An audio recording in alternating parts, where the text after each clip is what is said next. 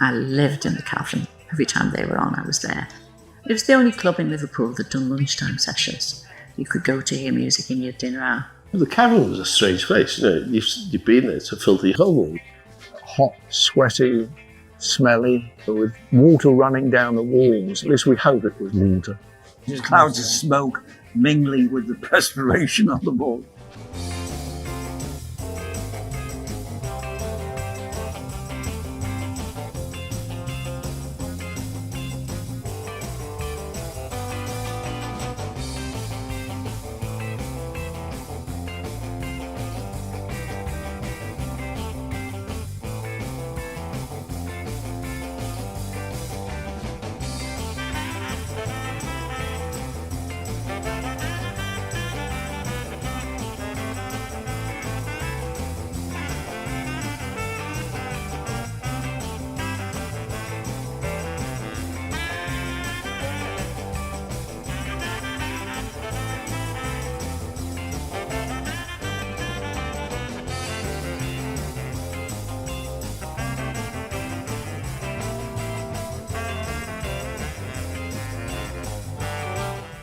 I was there dutifully doing the commercials at the Cavern. The Beatles will be appearing in their newest suits. For the very first time on Merseyside, the Beatles appear in suits.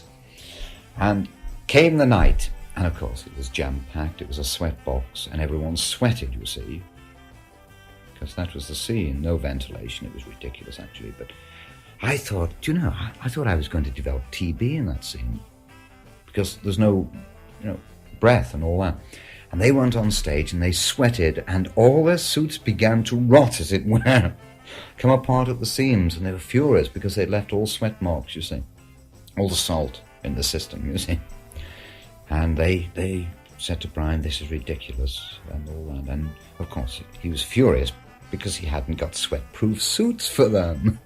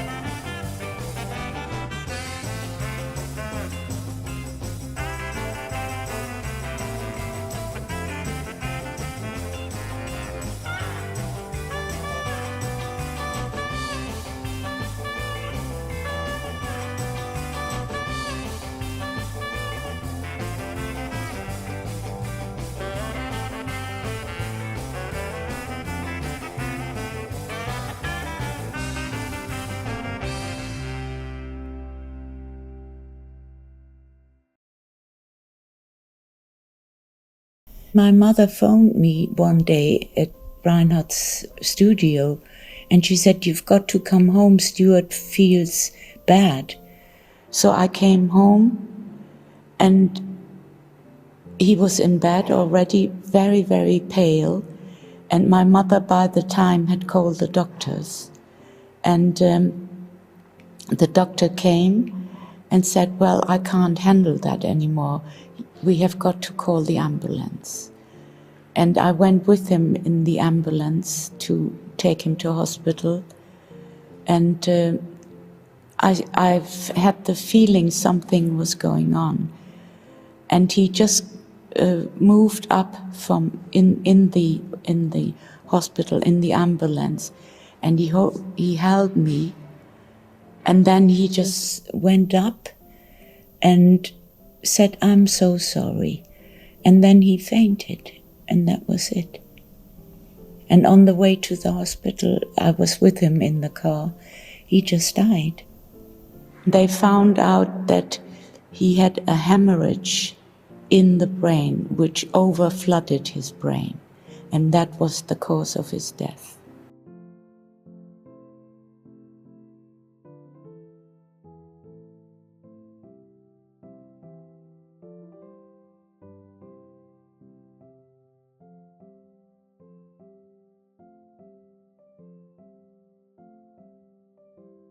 The next day, after Stuart's death, I went to the airport to pick up Mrs. Sutcliffe, who flew in then from Liverpool. But at the same time, John, Paul and Pete were waiting to pick up George and Brian Epstein from the airport. But when I arrived at the airport with Klaus, John and Paul and Pete were there already, wait for George and Mr. Epstein. So they were all jumping up and down and cuddling me and being pleased to see me. And we just sort of turned around and said, "Hey, Astrid, where's Stu?" And she didn't sort of, keep it back or anything. She just turned around and said that Stuart died a couple of days before we actually got into Hamburg. Pete just bursted out in tears. Paul was just holding me, in his beautiful way. And John just freaked out. He completely freaked out. He freaked out as far as just laughing until tears came. It upset us in as much as that, okay, we all had a lot of respect for the guy, regardless of the fact that he left the band and gone back to, working in Hamburg.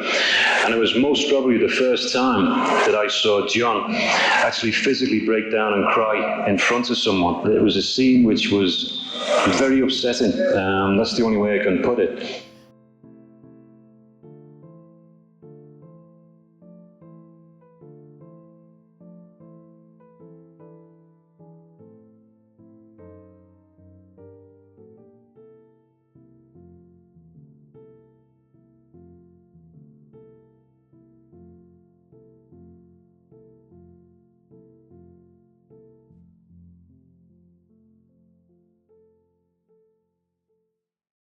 After Stuart died and the band had to go on stage, knowing that Stuart was dead, and the way they entertained and the way things got out of hand. When they opened the show and the Beatles were on stage, and John was making it into a real circus. He was coming with a big piece of wood on the stage, and he was knocking everything over, and he was cleaning the microphones and putting on a women's like a cleaning woman. She was going around pushing stuff around. He was just going nuts. Now I definitely felt this was John's way of coping with his loss. There was a lot of heavy boys fun, drinking and that kind of stuff in Hamburg. I'd be lying on the floor behind the piano drunk while the rest of the group was playing. I'd just be on stage flat asleep, eating and smoking and swearing and going to sleep on stage when you were tired. And some shows I went on just in my underpants. This was in later shows at the other club, the Star Club. I'd go on with the underpants and a toilet seat around my neck and all sorts of gear on, out of my mind, and do a drum solo, which I couldn't play drums.